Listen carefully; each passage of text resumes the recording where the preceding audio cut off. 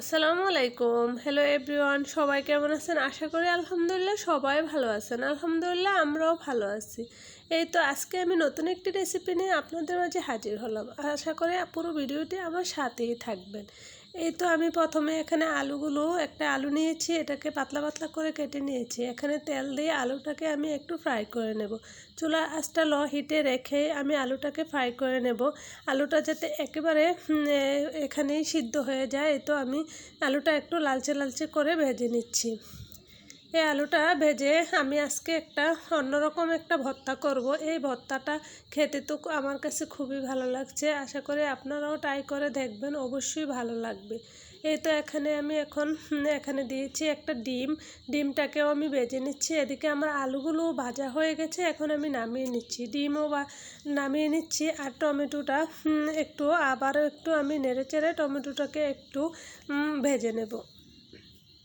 সাথে আমি এখানে দিয়ে দিয়েছি রসুনটাকেও আমি একটু ভেজে নিচ্ছি। এখানে আমি দিয়ে দিচ্ছি কিছুটা পেঁয়াজটা আমি দিয়ে দিয়েছি। এখানে আমি পেঁয়াজটাকে একটু ভেজে নেব। পেঁয়াজের মধ্যে আমি একটু দিয়ে দেব সরিষার তেল দিয়ে আমি পেঁয়াজটাকে ভেজে নেব।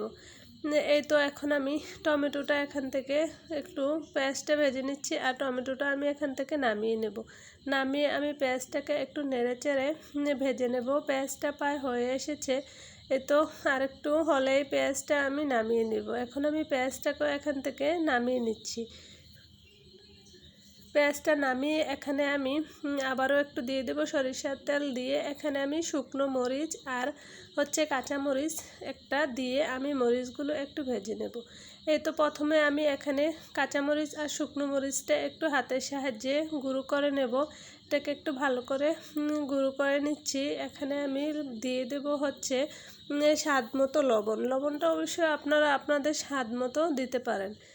এই তো লবণ দিয়ে আমি ভালো করে মরিচটাকে গুঁড়ো করে নিয়েছি। এখন আমি এখানে দিয়ে দেব পেঁয়াজটা আমি এখানে ভেজে রেখেছিলাম। পেঁয়াজটা আমি দিয়ে আবারও মরিচের সাথে ভালো করে মিশিয়ে নিচ্ছি।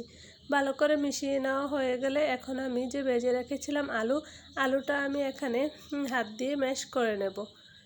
এই তো আমি আলুটা দেখেন কতটা ভালো সিদ্ধ হয়েছে। চুলার আঁচটা অবশ্যই লো হিটে রেখেই ভাজতে হবে।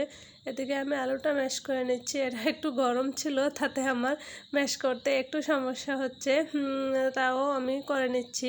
আপনারা একটু ঠান্ডা করে নেবেন। এই তো এখন আমি দিয়ে দিচ্ছি ডিমটা আপনারা একেবারে ম্যাশ করবেন না, তাহলে খাওয়ার সময় যদি এরকম একটু আস্ত আস্ত রাখেন, তাহলে খাওয়ার সময় মুখে লাগলে তখন খেতে আরও খুবই ভালো লাগবে। আমার রেসিপিটি যদি ভালো লেগে থাকে তাহলে প্লিজ একটা লাইক দিয়ে দেবেন। আর যদি ইউটিউব থেকে দেখে থাকেন তাহলে সাবস্ক্রাইব করে নিতে পারেন। আর যদি ফেসবুক থেকে দেখে থাকেন তাহলে ফলো দিতে পারেন। আর যদি অলরেডি এই কাজটি করে থাকেন তাহলে আপনাদেরকে অসংখ্য ধন্যবাদ। আর প্লিজ একটা লাইক দিয়ে দিবেন। আপনাদের একটা লাইক আমাকে সামনের দিকে এগিয়ে যেতে সাহায্য করবে। এই তো শুধু এটার সাথে ভাত একটু বেশি লাগবে, আর কিছু লাগবে না। এই তো আজকে ভিডিওটি এখানেই শেষ করলাম। আসসালামু আলাইকুম, আল্লাহ হাফেজ।